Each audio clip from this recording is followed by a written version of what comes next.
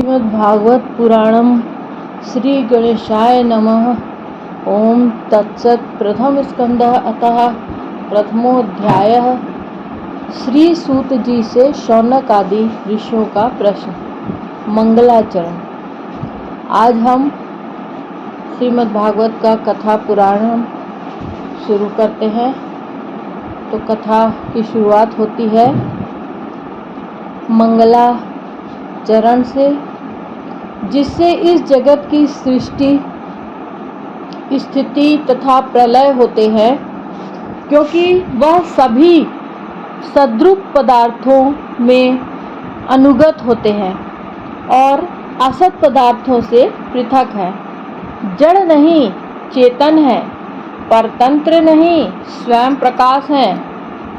जो ब्रह्मा अथवा हिरण्यगर्भ नहीं, प्रत्युत उन्हें अपने संकल्प से ही जिसने उस वेद ज्ञान का दान किया है, जिसके संबंध में बड़े बड़े विद्वान भी मोहित हो जाते हैं, जैसे तेजों में सूर्य रश्मियों से जल में जल का, जल में स्थल का, स्थल में जल का भ्रम होता है, वैसे ही जिसमें यह त्रिगुणमयी जागृत स्वप्न सुषुप्ति रूपा सृष्टि मिथ्या होने पर भी अधिष्ठान सत्ता से सत्यवत प्रतीत हो रही है, उस अपनी स्वयं प्रकाश ज्योति से सर्वदा तथा सर्वथा माया और मायाकार से पूर्णतः मुक्त रहने वाले परम सत्य रूप परमात्मा का हम ध्यान करते हैं।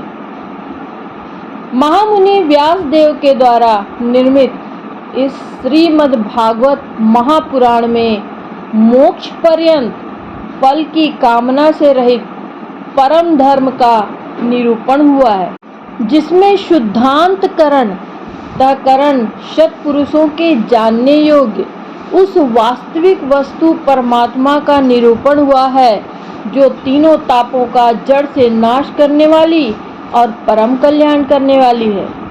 अब और किसी साधन या शास्त्र से क्या प्रयोजन। जिस समय भी सुकृति पुरुष इसके श्रवण की इच्छा करते हैं, ईश्वर उसी समय अविलंब उनके हृदय में आकर बंदी बन जाता है। रस के मर्मज्ञ भक्तजन, यह श्रीमद् भागवत वेद रूप कल्पवृक्ष का पका हुआ फल है। श्री शुकदेव स्वरूप तोते के मुंह का संबंध हो जाने से यह परमानंदमयी सुधा से परिपूर्ण हो गया है। इस फल में छिलका, गुठली आदि त्याज्य अंश तनिक भी नहीं है। यह मूर्तिमान रस है। जब तक शरीर में चेतना रहे, तब तक इस दिव्य भगवत रस का निरंतर बार बार पान करते रहो। यह पृथ्वी पर ही सुलभ है। तो कथा का प्रारंभ करते हैं। एक बार भगवान विष्णु एवं देवताओं के परम पुण्यमय क्षेत्र नैमिषारण्य में शौनक आदि ऋषियों ने भगवत प्राप्ति की इच्छा से सहस्त्र वर्षों में पूरे होने वाले एक महान यज्ञ का अनुष्ठान किया।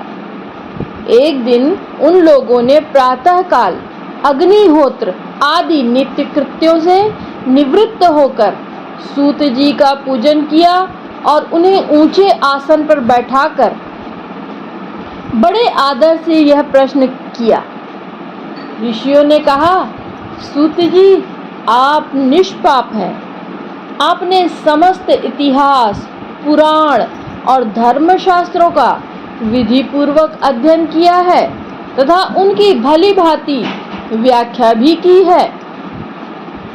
वेद वेताओं में श्रेष्ठ भगवान बादरायण ने एक एवं भगवान के सगुण निर्गुण रूप को जानने वाले दूसरे मुनियों ने जो कुछ जाना है, जिन्हें जिन विषयों का ज्ञान हुआ है, वह सब आप वास्तविक रूप में जानते हैं।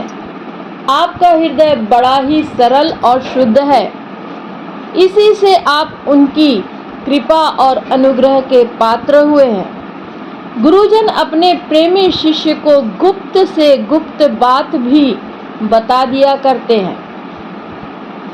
आयुष्मान, आप कृपा करके यह बतलाइए कि उन सब शास्त्रों, पुराणों और गुरुजनों के उपदेशों में कलयुगी जीवों के परम कल्याण का सहज साधन आपने क्या निश्चय किया है? आप संत समाज के भूषण हैं। इस कलयुग में प्रायः लोगों की आयु कम हो गई है। साधन करने में लोगों की रुचि और प्रवृत्ति भी नहीं है। लोग आलसी हो गए हैं। उनका भाग्य तो मंद है ही, समझ भी थोड़ी ही है। इसके साथ ही वे नाना प्रकार की विघ्न बाधाओं से घिरे हुए भी रहते हैं। शास्त्र भी बहुत से हैं, परंतु उनमें एक निश्चित साधन का नहीं है। अनेक प्रकार के कर्मों का वर्णन है, साथ ही वे इतने बड़े हैं कि उनका एक अंश सुनना भी कठिन है। आप परोपकारी हैं। अपनी बुद्धि से उनका सार निकालकर प्राणियों के परम कल्याण के लिए हम श्रद्धालुओं को सुनाइए, जिससे हमारे अंतःकरण की शुद्धि प्राप्त हो। प्यारे सूत जी, आपका कल्याण हो। आप तो जानते ही हैं कि यदुवंशियों के रक्षक भक्त वत्सल भगवान श्री कृष्ण वसुदेव को धर्म पत्नी देवकी के गर्भ से क्या करने की इच्छा से अवतीर्ण हुए, हम उसे सुनना चाहते हैं। आप कृपा करके हमारे लिए उसका वर्णन कीजिए, क्योंकि भगवान का अवतार जीवों के परम कल्याण, उनके भगवत प्रेममयी समृद्धि के लिए ही होता है। वह जीव जन्म मृत्यु के घोर चक्र में पड़ा हुआ है। यह जीव जन्म मृत्यु के घोर चक्र में पड़ा हुआ है। इस स्थिति में भी यदि वह कभी भगवान के मंगलमय नाम का उच्चारण कर ले तो उसी क्षण उससे मुक्त हो जाए, क्योंकि स्वयं भय भी भगवान से डरता है। सूत जी, परम विरक्त और परम शांत मुनिजन भगवान के श्री चरणों की शरण में ही रहते हैं। अतएव उनके स्पर्श मात्र से संसार के जीव तुरंत पवित्र हो जाते हैं। इधर गंगा जी के जल का बहुत दिनों तक सेवन किया जाए तब कहीं पवित्रता प्राप्त होती है। ऐसे पुण्यात्मा भक्त जिनकी लीलाओं का गान करते रहते हैं, उन भगवान का कलिमलहारी पवित्र यश, भला आत्मशुद्धि की इच्छा वाला ऐसा कौन मनुष्य होगा जो श्रवण ना करे। वे लीला से ही अवतार धारण करते हैं। नारद आदि महात्माओं ने उनके उदार कर्मों का गान किया है। हम श्रद्धालुओं के प्रति आप उनका वर्णन कीजिए। बुद्धिमान सूत जी, सर्वसमर्थ प्रभु अपनी योग माया से स्वच्छंद लीला करते हैं। आप उन श्रीहरि की मंगलमयी अवतार कथाओं का वर्णन कीजिए।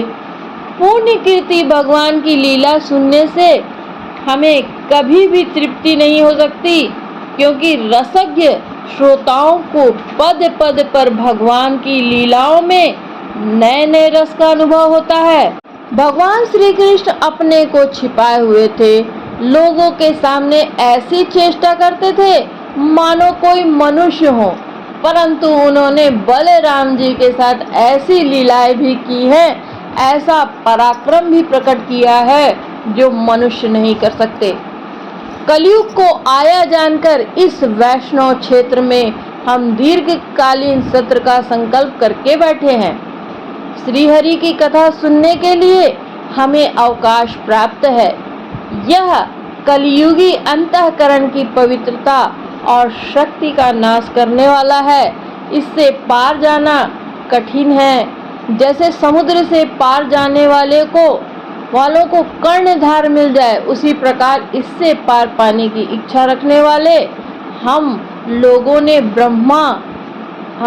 से ब्रह्मा ने आपको मिलाया है। धर्मरक्षक ब्राह्मण भक्त योगेश्वर भगवान श्री कृष्ण के अपने धाम पर पधार जाने पर धर्म ने अब किसकी शरण ली है, यह बताइए। अथ द्वितीय अध्याय भगवत कथा और भगवत भक्ति का महात्म्य।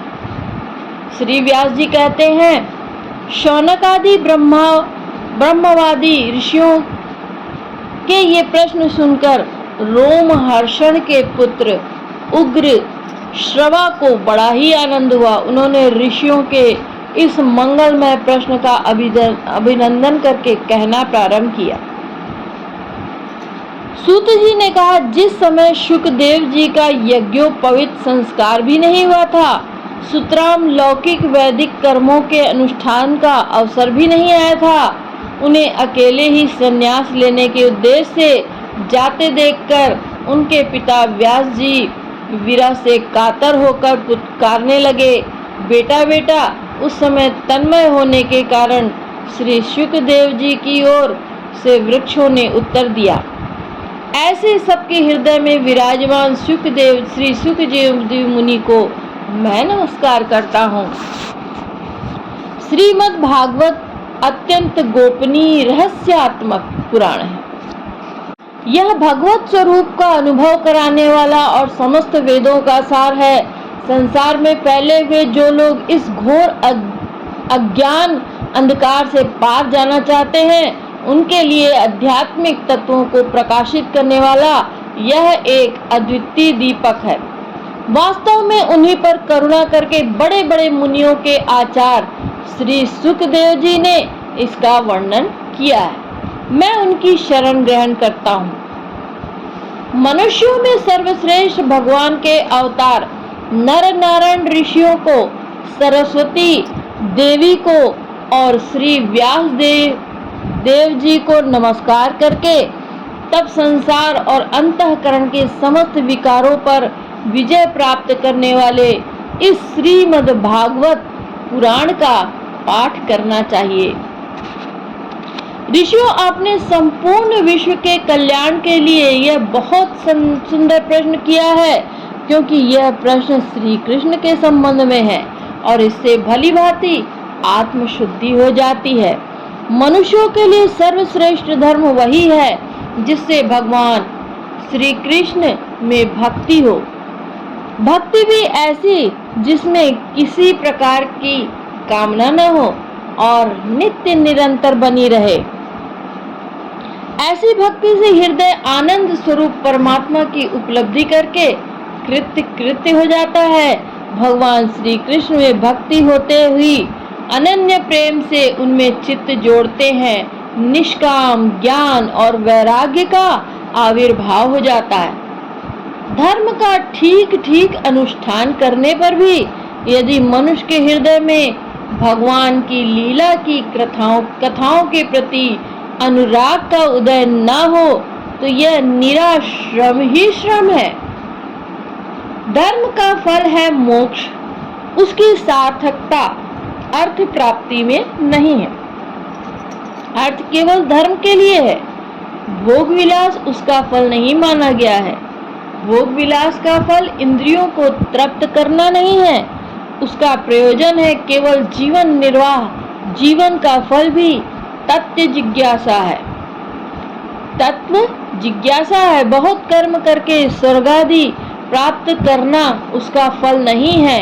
तत्ववेत्ता लोग ज्ञाता और ज्ञेय के भेद से रहित अखंड अद्वितीय सच्चिदानंद स्वरूप ज्ञान को ही तत्व कहते हैं। उसी को कोई पर ब्रह्म, कोई परमात्मा और कोई भगवान के नाम से पुकारते हैं। श्रद्धालु मुनिजन भगवत श्रवण से प्राप्त ज्ञान वैराग्य युक्त भक्ति से अपने हृदय में उस परम तत्व स्वरूप परमात्मा का अनुभव करते हैं। शौनक आदि ऋषियों यही कारण है कि अपने अपने वर्ण तथा आश्रम के अनुसार मनुष्य को धर्म का अनुष्ठान करते हैं। मनुष्य जो धर्म का अनुष्ठान करते हैं उसकी पूर्ण सिद्धि इसी में है कि भगवान प्रसन्न हो। इसलिए एकाग्र मन से भक्त वत्सल भगवान का निरंतर नित्य निरंतर श्रवण, कीर्तन, ध्यान और आराधन करना चाहिए। कर्मों की गांठ बड़ी कड़ी है।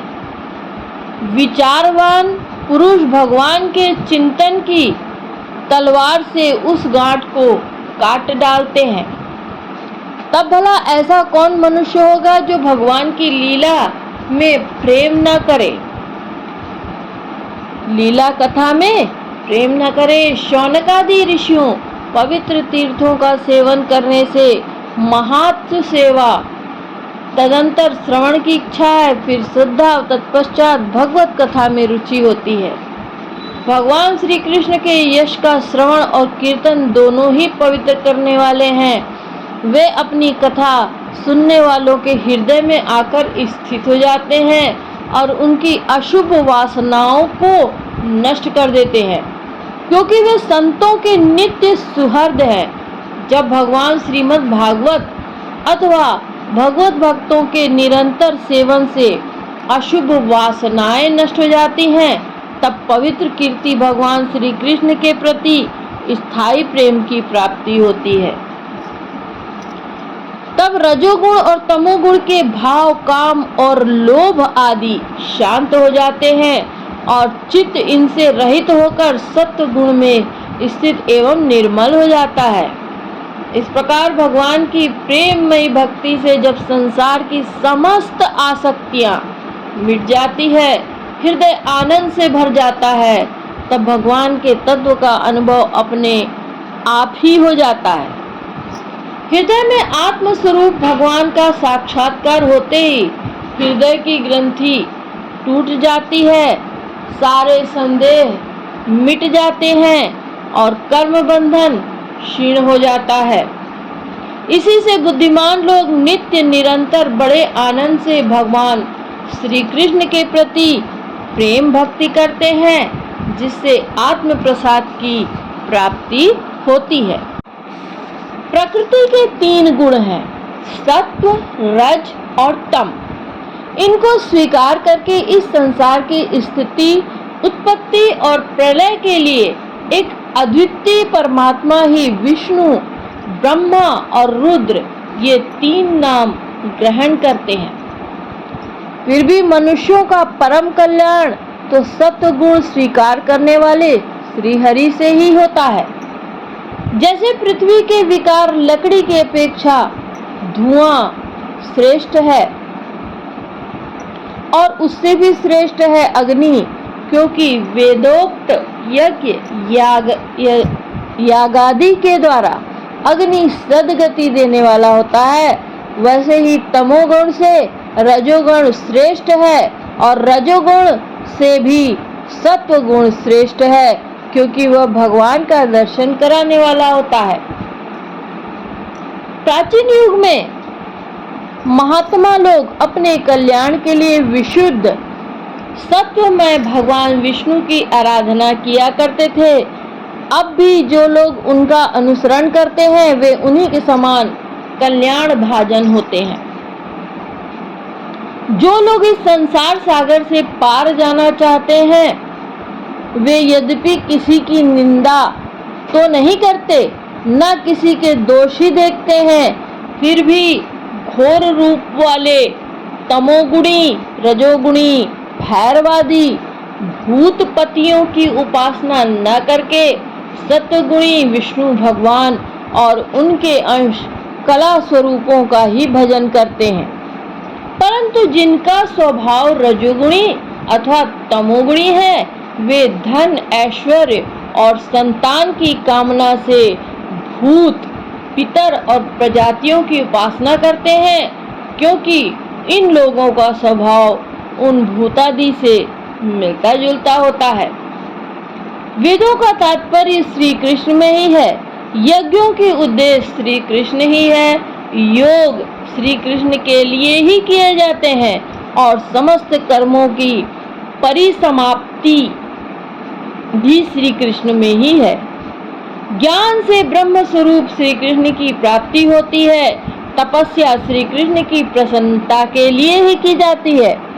श्री कृष्ण के लिए ही धर्मों का अनुष्ठान होता है और सब गतियां श्री कृष्ण में ही समा जाती हैं। यद्यपि भगवान श्री कृष्ण प्रकृति और उसके गुणों से अतीत है, फिर भी वे अपनी गुणमयी माया से, जो प्रपंच की दृष्टि से है, तत्व की दृष्टि से नहीं है, उन्होंने ही सर्ग के आदि में इस संसार की रचना की थी। ये सत्व, रज और तम तीनों ही गुण उसी माया के विलास हैं। इसके भीतर रहकर भगवान इनसे युक्त सरीखे मालूम होते हैं। वास्तव में तो वे परिपूर्ण विज्ञानानंद घन है। अग्नि तो वस्तुतः एक ही है, परंतु जब वह अनेक प्रकार की लकड़ियों में प्रकट होती है तो अनेक सी मालूम होती है। वैसे ही सबके आत्मरूप भगवान तो एक ही है, परंतु प्राणियों की अनेकता में अनेक जैसे जान पड़ते हैं।